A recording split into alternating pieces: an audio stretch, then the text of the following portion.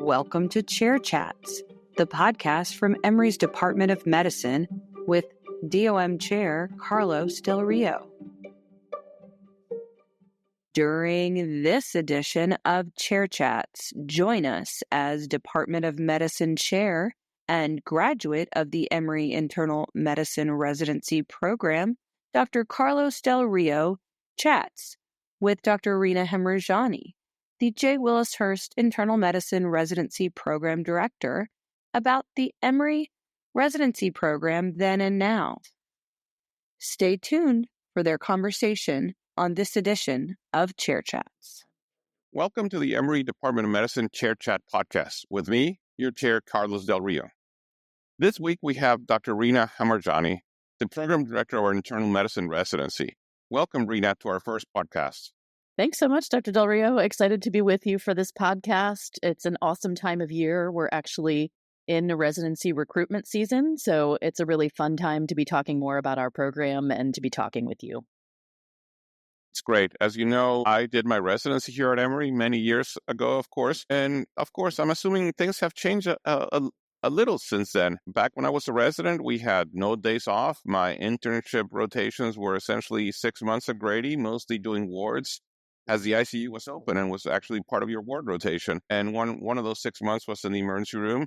And then we had 3 months at the VA, again, doing mostly medicine wards, and then 3 months at Emory University Hospital, where we did inpatient cardiology. So it was all inpatient, mostly medicine, exposure to cardiology. You know, Dr. Hurst was the chair, so cardiology was very important.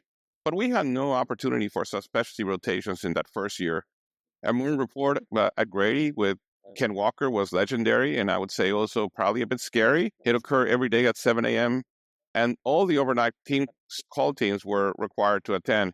And you would gather all your admission charts. You know, sometimes you brought to morning report 10, 12, binders of patients across the hospital. And then Dr. Walker would go over your HMPs and ask questions. Occasionally things got tense and you worried that chart may be thrown at you, but, rarely that happened. But boy, it was scary. That's awesome to hear about sort of the history of your own residency experience. And yes, things are definitely a little bit different now. I would say that there's several differences I want to highlight about our residency program currently. We're really proud, of course, that our residents spend a significant portion of their time in awesome clinical experiences on the wards and in the ICUs and on night floats. There certainly are a lot less of the 24-hour calls and essentially almost none in our program at this point. We really prioritize the clinical experiences at the wards and the ICUs, but also really want residents to have that exposure to subspecialty experiences starting from their intern year, where they have the chance to work with subspecialists and gain exposure to infectious disease and nephrology and pulmonology and all of the other medicine subspecialties, both in the inpatient and in the outpatient setting too. We still have morning report, and it's a wonderful time for residents to come together, to have community, to demonstrate the intellectual curiosity that we're so proud of as a part of our mission as a program.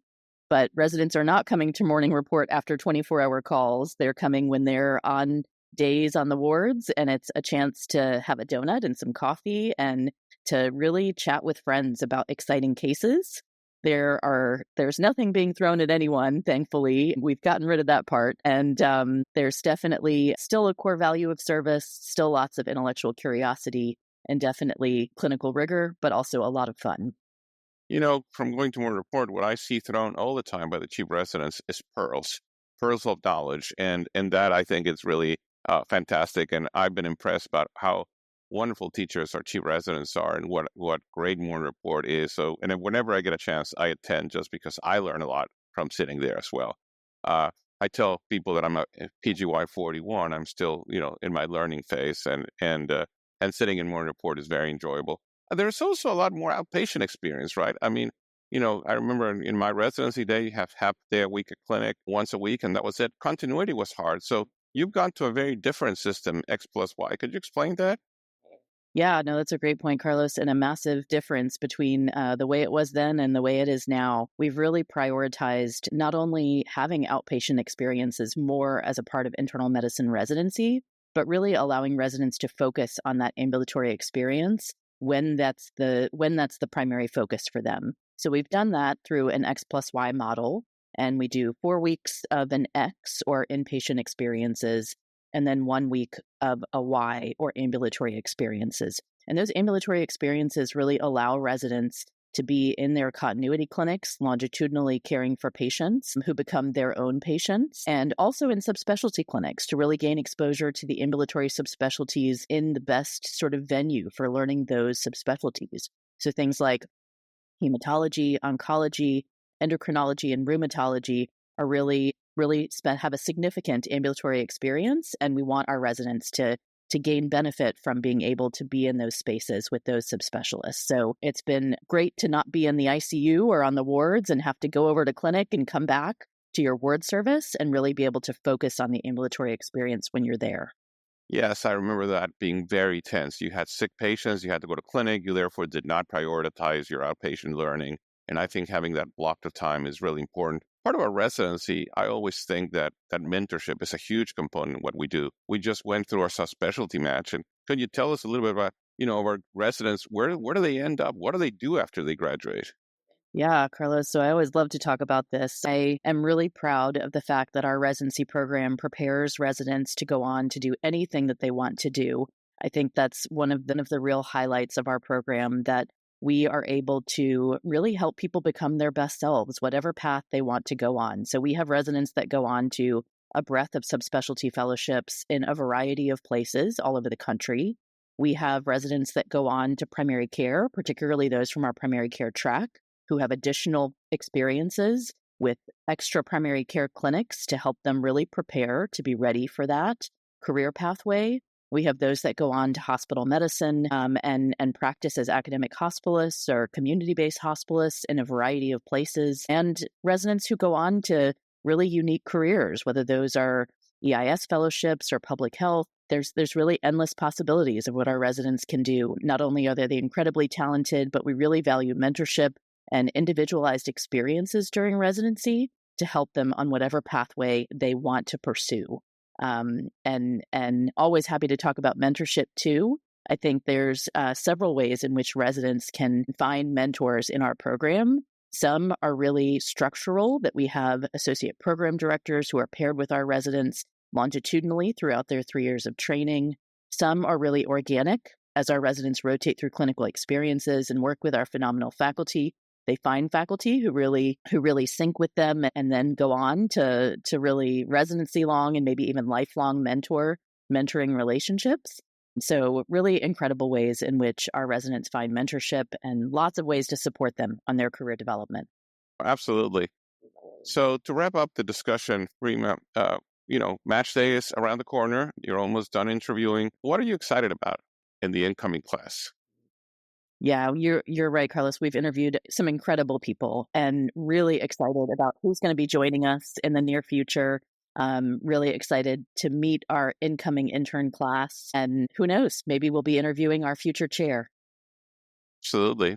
It's really an opportunity to come to Atlanta to have an awesome clinical experience. You work at a safety net hospital like Grady. You work at a university hospital. You work at a university community hospital like Emory Midtown. You work at the VA. So you have really the wide variety of experiences all the way from, safety net to highly specialized, and the learning and the opportunities are incredible. And let's talk about the weather. Let's finish with that, because today is a snowy day in Atlanta. So that's an unusual situation, but something we see once in a while. But you told me that this morning our residents made it in, and they're being well taken care of, and by our system, by our program. So again, tell us about the weather and how does that impact the program?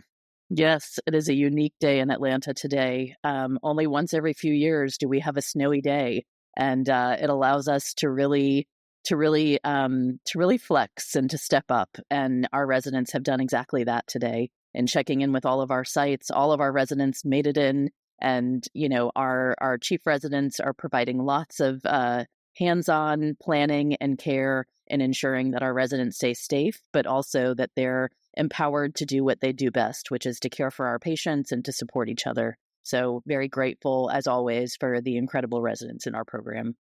Well, and I'm very grateful for you and for what you've done with the residency and what you and your team have done and continue to do to make the Emory Internal Medicine Residency not only a fantastic training program, but also really a family, a place that people can call home. And our residents continue our faculty like you and I have done. And that's part of the home, right? The residency is sort of our minor league, so from which we get some of our best faculty to then go on to join our department. Yeah, you're absolutely right about our program, that it is a family and community. And I tell our applicants that too, that when you join us, you are a part of the Emory family indefinitely. And we absolutely could not do what we do without our outstanding chief residents, our outstanding associate program directors, our program staff, and of course, the support of the department and you and so many who really care for our residents and our program. That's terrific to hear. Thank you very much. Thanks, Reena, and looking forward to the match. Same here, Carlos. Thanks for the opportunity to chat about that. Thank you so much for tuning in to this edition of Chair Chat, the podcast from Emory's Department of Medicine. For more information, visit medicine.emory.edu. Thank you so much. Until the next edition of Chair Chat.